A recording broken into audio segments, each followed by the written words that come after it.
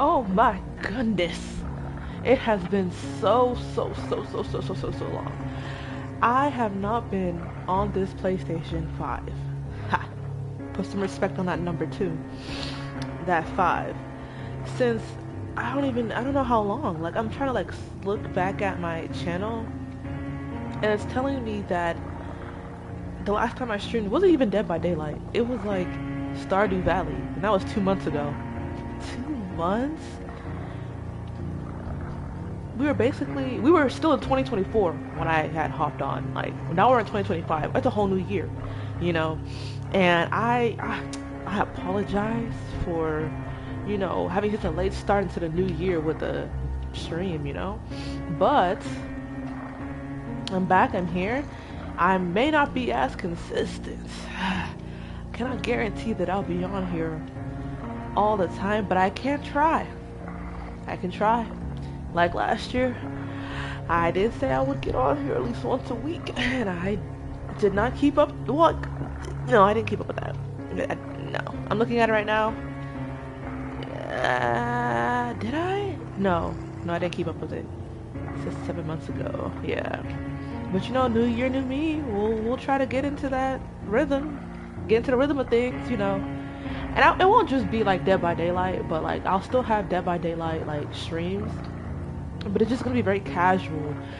You'll just be able to like put on your headphones, turn on your TV, your laptop, your phone, and I'll just be yammering about random stuff.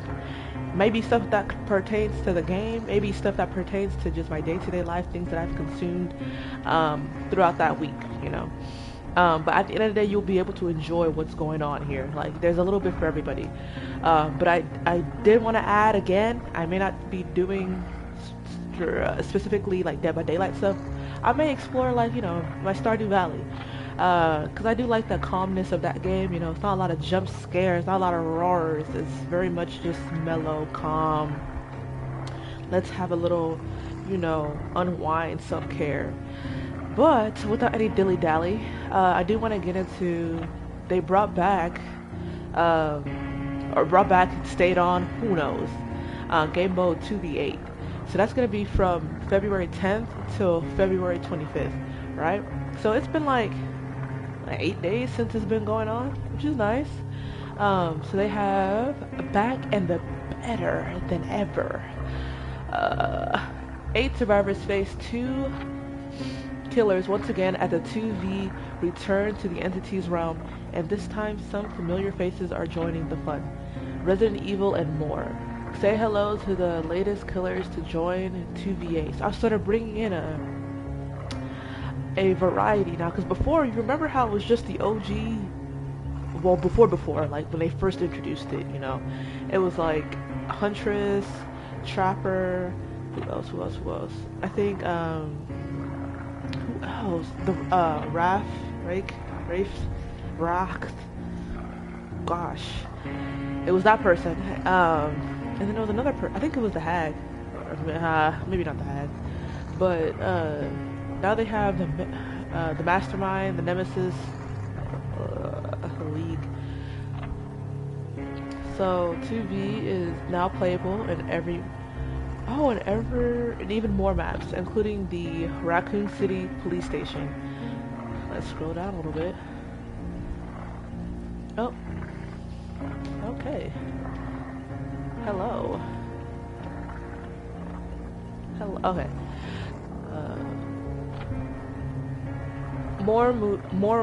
Gosh, Jesus. More ways to play. Maps in this game mode contains green and yellow herbs to heal survivors, boost killers.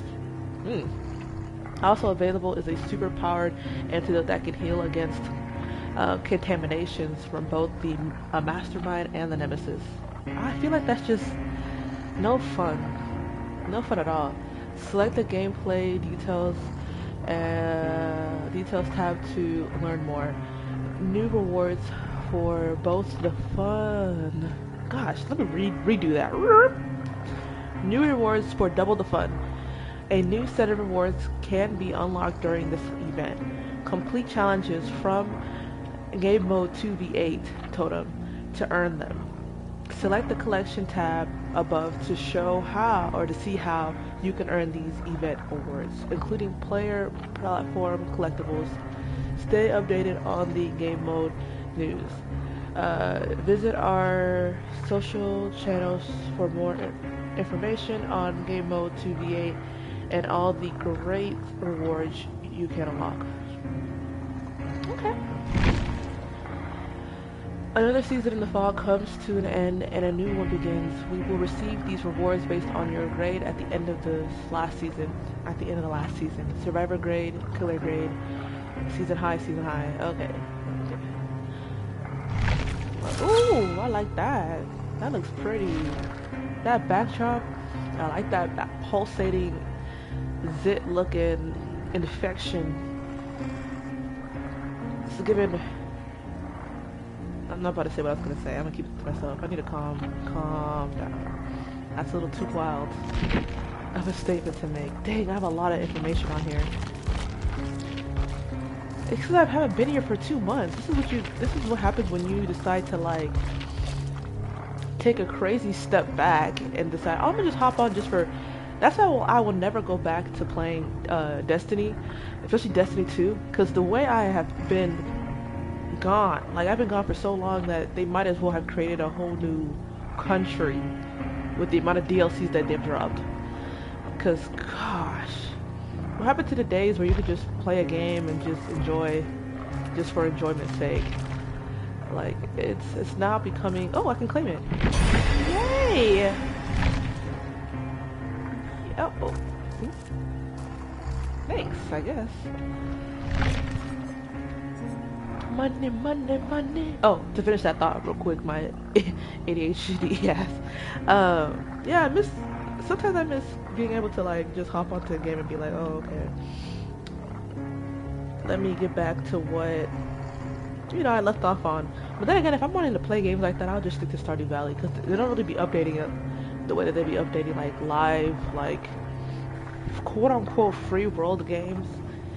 That's like, it's how do I describe it? Like it's constantly being like upgraded, managing, which is good, fixing the bugs and stuff, and the fine-tuning of like the enjoyment for all the all the individuals out there. But without any further ado, I do want to play some 2v8. I do like the idea of like a bunch of people running around like chickens with their heads cut off and just swinging my shit around. Ooh, I'm cussing a lot. I'm so sorry, y'all. I have a sailor tongue. I'm gonna be cussing a lot. It's been a while. It's a little rusty. Oh, dang. Do you want to play as a killer? Not the kind of killer. Oh, Hillbilly. I remember Hillbilly. Oh, I remember Spirit. Dang, they just be letting me pick anybody, huh? Anybody. Dang. I'm gonna play as a Spirit. I'm not really interested. They really did like lower his thing, but I don't have really any interest in playing as him. And everything is the same. I can't really change the loadout.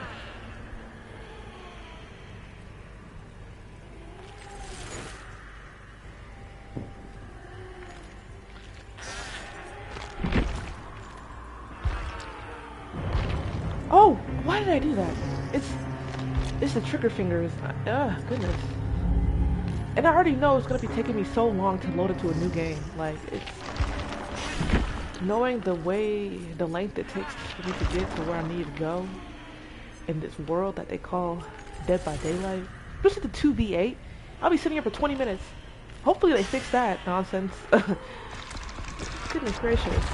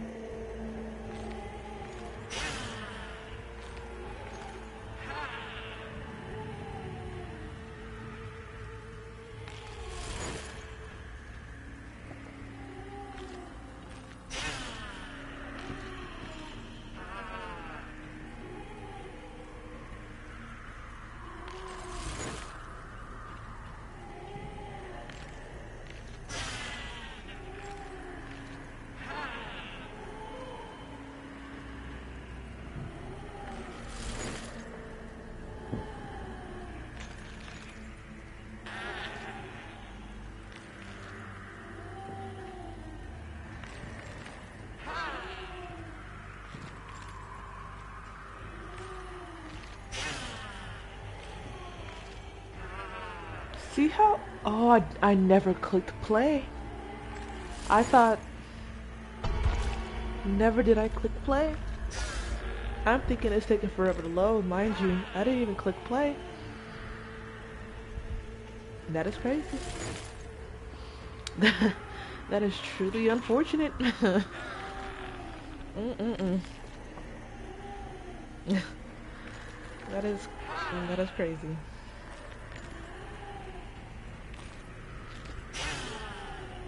But you know, I'll put myself a timeout for that because that's kind of wild. And I'm gonna get some water.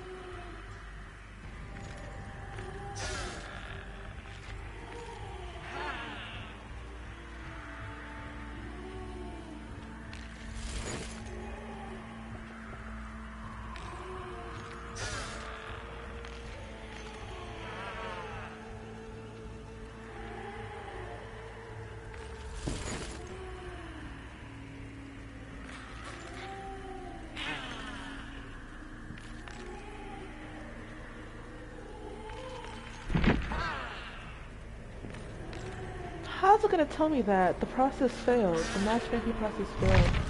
Are you serious? I didn't even know that was a possibility. That was an option on their part. What the heck? What do you mean it timed out? Ugh.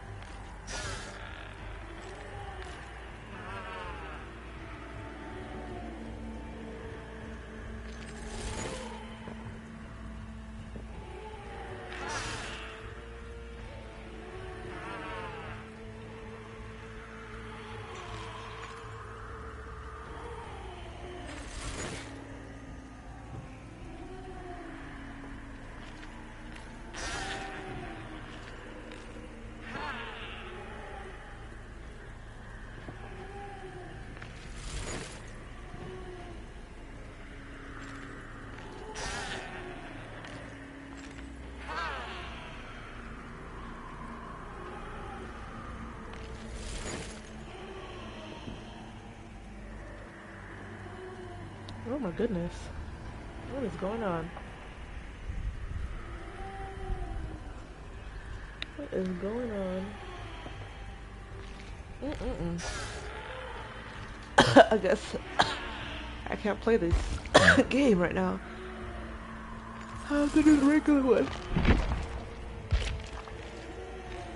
I just like, if it times me out for the second time, I'm just gonna do the regular 1v4.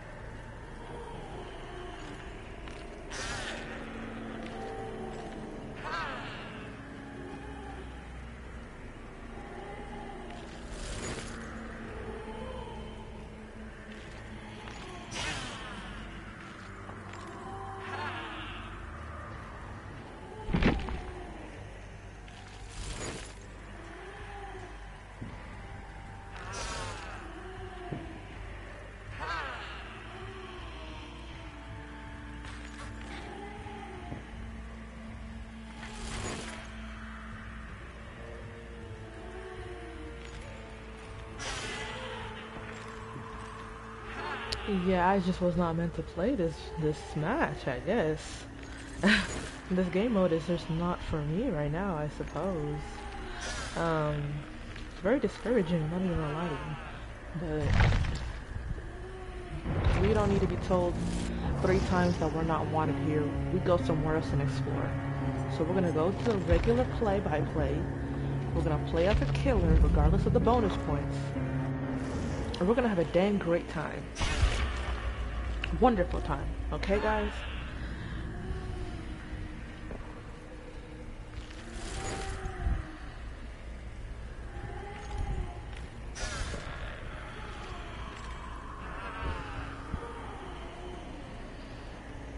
Oh, excuse me, that was gross.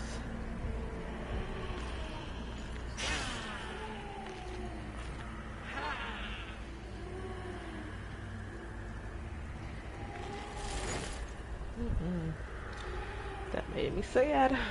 Real sad. Cause darn. Literally just trying to play. But until I load into a new match, let me catch you up on some of the stuff that I've been consuming throughout these past few months. So let me start with the most recent thing. So I binge watched this show. It's a foreign film. I believe it's originated in Germany. It's called Cassandra, right? And Cassandra is like is a robot, right? It's the consciousness of a what? Okay, what is happening? What is going on? Maybe it's just this. Maybe it's just this character. Hold on. Hold on. What the hell?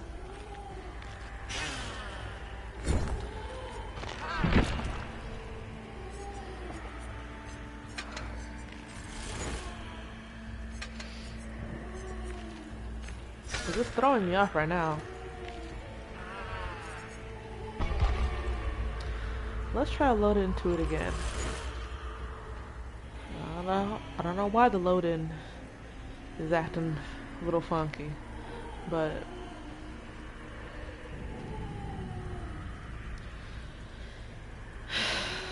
anyways,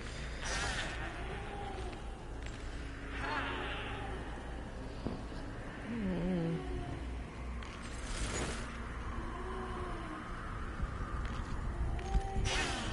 I can't even focus on what I was gonna say because I'm not getting loaded into any games right now. And I'm not quite sure why.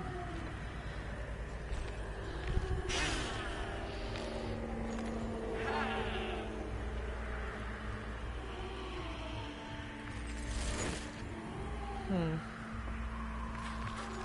Anyways, um, so I was watching a show on Netflix. It's called Cassandra, right? And it is about this family, wanting to start anew. They experienced a tragedy in their previous hometown, so they thought it would be a great idea to go about a new beginning in a different environment. So they go to this place, or they move into their home, and they realize that their home is like an old smart home. And that old smart home, mind you, like there's TVs everywhere. Like there's TVs in the living room, in the bedroom, kitchen, even in their near their indoor pool, right? It's just TVs everywhere. And then there's these like little like humanoid, not humanoid, I'll say it's more robotic, like Flintstones robotic um, entity that's like basically embodies like this motherly figure known as Cassandra, and she is basically the caretaker of the home, right? So the family, when they moved in, they were told that it was a smart home back in the day, like back in the 70s, right? But due to it being so long ago and there's never really been like an upkeep of the smart home appliances, they kind of just like said, oh, it's a smart home, but it's not really a smart home because we ain't ever tried to turn it back on or repair whatever was wrong with it to begin with. But it's a nice place to live. So with that information, the family walks into the home. They're in love with everything. The home is beautiful. It's vibrant. It's different. It's fresh. The emphasis on the fresh. So the people are like basically looking around the house. The son, Flynn, and then his little sister, Juno. Exploring the home, doing the cute little like sibling banter in regards to like, oh, first person to find their favorite bed space gets to have it, right? So they're playing around, parents are playing around and stuff like that, but then they discover like later on they're like trying to figure out like how to like jumpstart the smart house to see if they can like turn on the old gears, if I will. And they discover that in the basement that there's this control panel that technically operates all the monitoring systems, such as the TV and the robots in the house, right? And it's one robot actually. I don't know why I say robots, but it's one robot. And like, while they are going about like basically laying claim to where they want to like consider their own little personal spaces, um, Flynn goes on his own little adventure, his little tech nerd self, tries to figure out a ways to, how do I describe this? Figures out ways to get the machine started, and he does get it started and everything, and Cassandra comes on and she's sweet and everything and nice and whatnot, but then like things, of course, with the robot apocalypse just nearing us very soon, nothing ever is good for long in a mecha or machine-esque storyline. So you soon discover, oh, this is spoilers. So that's the synopsis. Basically, a family moves into a new home that's smart home activated, very old smartphone activated. Son figures out how to get it jump started, jump starts the system, and now the I don't even know what to call her, like the mother sentient being of the house, is just like, taking care of their needs, making them food, because she can cook, she making them food, helping them with their homework, helping them with like practicing for dance recital, stuff like that, just going about it. However, there's always that one person, that one stickler, that non-believer, the most the individual that's uncomfortable with the concept of relying on technology, right? And I was thinking everyone's gonna feel that way because it's just like we've watched so much media that revolves around the world of you trust a robot, you give a robot all of this power, they want to enslave all of humankind. But it's like everyone was very much on board with Cassandra being a part of their home, like damn near a second mom to some retrospect. But like, don't get Cassandra wrong. She knows how to clap back when people are, talking down to her. She knows exactly how to like get under their skin, and I thought that was pretty dope. Not gonna lie. Like she had some cool remarks. There was this scene where like the dad was the dad was driving the kids to school, and like the biological mother is waving them off as they enter the car and drive away, and then she turns around and she sees Cassandra, and Cassandra's like monitor head is like lifted all the way up, like it's like a foot long over the mom's head to see the kids off. And the mom asked the robot like, oh, why, or Cassandra, why are you behind me? Why are you like, looking at looking at such a high distance? And Cassandra looks at her dead in her eyes, not breaking no eye contact. And one swell breath, she said, I couldn't wave my kids off because your broad head was in the way. I said, wow. Broad head? I have never heard anybody say that. Not a day in my life. And I was shook. I was like, dang. Cassandra got sass. She said what she said. She literally retracted her head back to the normal position and turned her mechanic ass around and rode off to the house. And I was like, wow. I wouldn't even know what to say after that. I would just honestly go about my day in absolute embarrassment because I just got told off by robots. A mecha. Come on now. But something that also happened, that was just a funny little tidbit that I thought was interesting during my experience of Cassandra. But it's like, again, spoilers. Spoilers.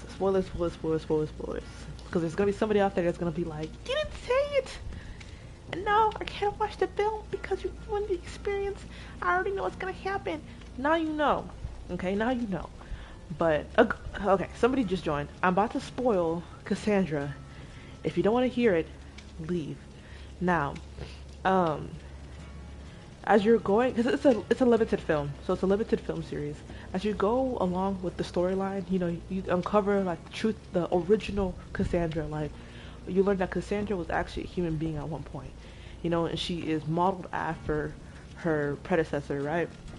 And then you figure out her life, how she was when she was alive, the type of mom she was, and yada yada yada. And then eventually she tries to like basically take these kids away from the original mother, try to be the mother to them. And like basically imprisons them in the house, just a normal day in the park. Something that I really enjoyed in regards to the film was just how like eerie some of the scenes were. I don't know why it keeps timing me out. Some of these scenes, I can't even begin to explain to you how some of these scenes be making me like feel very gross,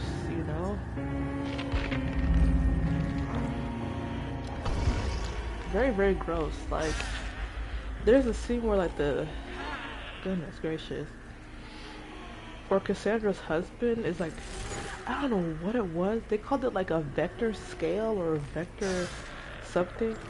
He was like, he's a tech nerd, right? And he wanted to show his wife, who was pregnant, Cassandra. He wanted to show Cassandra that there's a technology that can like monitor or like give you the sex of the baby without you having to like perform like this whatever, like instantaneous like reading of the sex of the child, right? And like he puts his wife, ready to burst wife, right? Yeah, she's like ripe to give birth, right? On this table has his lab assistant rub her belly with whatever that fluid is that they do whenever they do ultrasound. But this isn't an ultrasound, mind you. And he puts this crazy looking cannon conjunker. I don't know what, like it's just some sort of crazy cannon machine over her stomach. This thing radiates this green LED toxic green color onto her tummy. And it is like you can see the veins of her belly, the way like the under part of her skin, like the luminous the way the light captures the skin. And she's like, ugh, this hurts, oh my god. I'm like, this man's like, hold it. Like he's about to like show, he's like, don't worry, like, you know, mind you, this thing is like burning into her spirit. Like it's not showing it like on the surface of her skin, but you can see that something isn't right about, something is not right about the way that the light is just hitting that woman's flesh. And then on the screen, the husband is looking at the screen, so the monitor that's basically like recording what that freaking toxic ass cannon is, you know, collecting. And you see this baby on that screen. You see the little fetus, or not fetus, because it's like 7-8 months. Well, I'll say 6-7 months developed. That baby is literally running. It's like spazzing out in her belly, like it's freaking out in there because it's getting hit with radiation. Like that machine is radiating radiation onto that poor baby, defenseless baby. That baby's moving around, and then the mom, Cassandra, ends up like knocking the machine away from her because she's just like, fuck, like get that shit away from me. And then like once she does that, the baby's just standing there, like he's just frozen, it's just still. I'm like, this man just killed his baby, all because he wanted to make sure that his baby was a man. He wanted to make sure that she was, and mind you, it's a girl. So he dunk on, probably killed. Like when I watched that scene, I was like, that baby's dead. That's a dead baby in her. And then she was dealing with all these like pregnancy complications that would make anybody that's on the fence about having a kid feel very like, ugh, I don't know. Cause I was just like, dang, like that. Cause she was bleeding. It was bad. Like some of the scenes that happened after that whole incident, like, and then, spoilers. So much spoilers. Like, some of the scenes that happened after that whole incident with the radiation, like that woman was bleeding. Like she thought she had a miscarriage. Like her stomach was like she tried to go to the hospital. All this stuff. Like it was just so bad. But then later along, like the season, you discover that like that baby never died. You know, it survived. But when it was brought into the world, like delivered, God, it was so deformed. It was very, of course, because it was fed radiation out the womb before it even left the womb.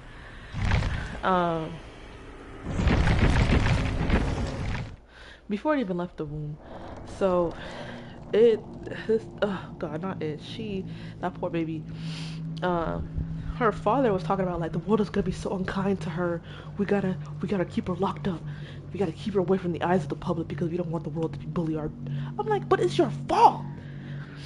You're the reason why this poor baby looks the way that it looks. You know, it looks the way that she looks. You know, because that freaking man thought it would be a great idea to. Why would you do that? Like, I don't even understand and then he looked like he felt bad, but he didn't say anything when he put his wife through that. He didn't say anything.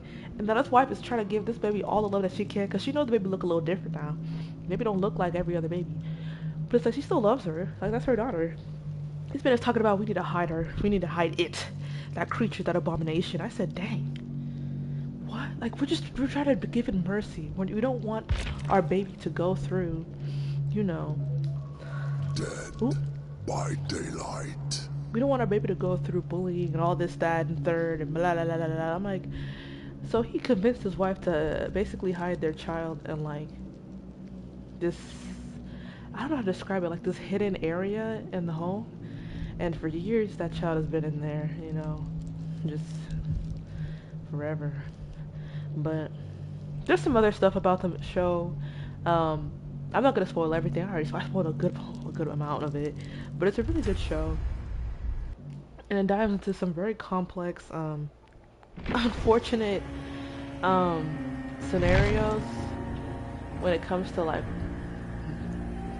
mother robots and um, trust in the family, you know, not wanting to ever face judgment, relying heavily on your family for your own happiness. What other themes? This is big on like just trusting family and just because that poor mom that knew that there was something wrong with that woman, that robot that was trying to take her place. That robot got her sent to the psychiatric ward, like got her sent to like because nobody believed her. They're like, you're blaming a robot? Like she would never do that. And I'm like, we all watch.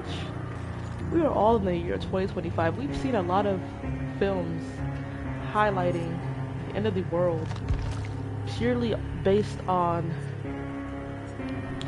a good robot that eventually became sentient, you know? You know, that rhetoric of, it would never do that. Why would that ever happen? It's not programmed to do that. Oh, I promise you. This film highlights that beautifully. Highlights what it's like to be a mother, to be a subservient mother, um, to be a weak, spineless father, because that dad pissed me off. He pissed me off. Um, and then also just like how things can spiral. Like things, bad things don't just happen out of nowhere. There are things that lead up to that, you know. Something as small as your son wanting to be an ice skater versus or a figure skater versus a soccer player. That the trajectory of supporting him with his dream versus forcing him to be perceived more masculinely and go through a masculine path versus what he truly enjoys has some consequences. Crazy enough, has some consequences. And like, I don't know, the ending was quite abrupt. It's abrupt but also kind of like packaged everything really nicely. It's just very unfortunate that like, you know, that scene with the baby, like that freaked me out a lot. I don't know, gonna lie. And it's still failing the matchmaking. I don't know what to do, y'all. But yeah, go check it out. Cassandra on Netflix is not. It's a pretty good film. Like it's a pretty good film. I don't know if this is going. I don't know if this is gonna let me play at all. I might end up having to stream another game or something else because it's literally not letting me get into the matchmaking. Let me see. Or let me see if I can find something online.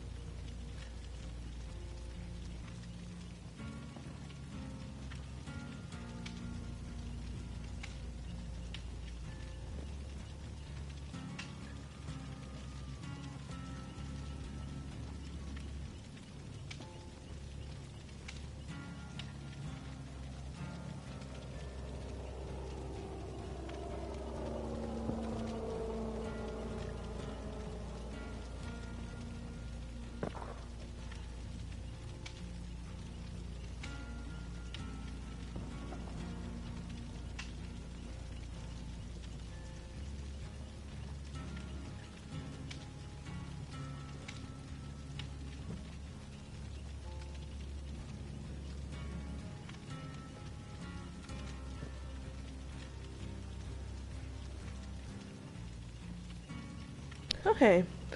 The good thing is, I am not the only one experiencing this. The unfortunate thing, though, is that I don't know when this is gonna stop. I've seen other people tweet about it, saying that it's like, is anybody else's Dead by Daylight, you know, trash right now? Yeah, yeah. I'm trying to see if they have something on the page talking about, like, what in the freak is happening, but,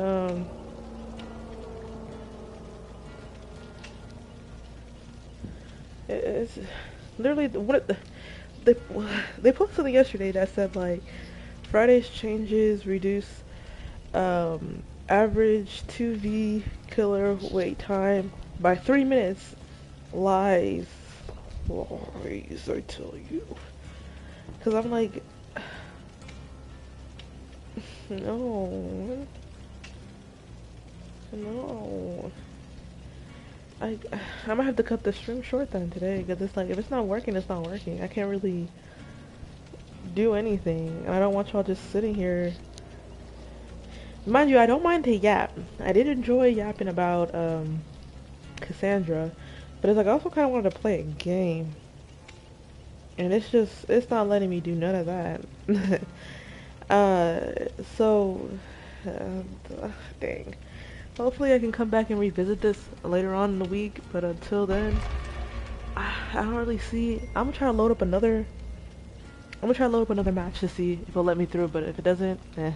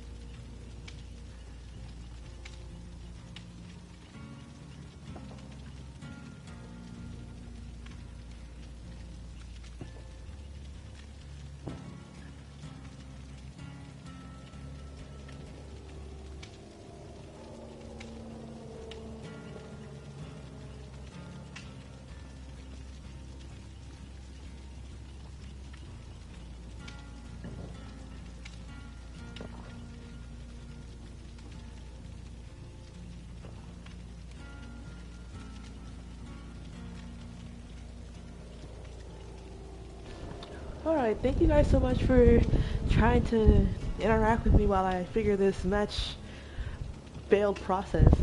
Um, but I might, end up, if this continues being an issue, I might end up streaming a different game until they resolve it.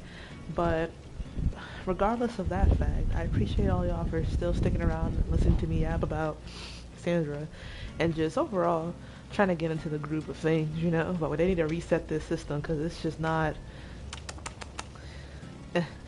But all in all, I hope wherever you are, you're having a wonderful morning, afternoon, evening, and night. This has been a learning calamity. Bye.